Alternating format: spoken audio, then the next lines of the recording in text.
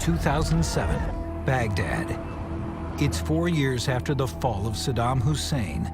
Iraq's stability continues to unravel. Insurgents wage a guerrilla-style war in the city's largest ghetto, Sadr City. Chief Warrant Officer Ryan Inbody and his co-pilot prepared their Apache for a flight over Baghdad. Just a few minutes into the flight, the Apaches receive an urgent message. Rebel leader Cleric Muqtada al-Sadr has launched a bold offensive. His army threatens to bring its guerrilla war from the streets of the ghetto to the rest of the city. They activated about 10,000 insurgents that evening. They rolled out in the street. They took over joint security stations, shooting RPGs at everybody, heavy machine gun at everybody they can. al-Sadr's fighters count on the night to give them cover for their battle. But nothing can hide from an Apache's roving eye. Flying over Baghdad, Chief Warrant Officer Ryan Inbody relies on this night vision sensor to look for insurgent fighters. It isn't long before he and his co-pilot zero in on a strange glow. This is at 1 in the morning, so there's nobody around. And we found 4, 5, 6 tires on a road, all burning, you know, big Michelin tires on fire.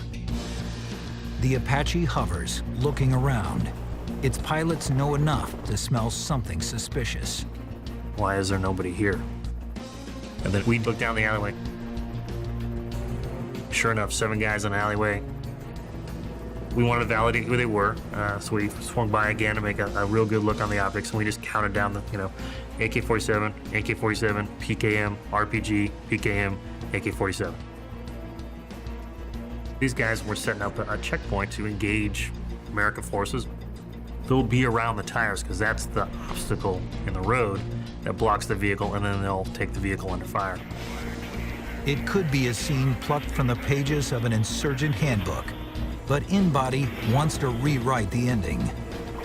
So we made a little swing out, put the missile in place. Missile's off the rail, looks good. Comes down. Boof, and no more. Over the next 30 days, Apache pilots logged more than 3,000 hours in the air. We went street by street, taking them out.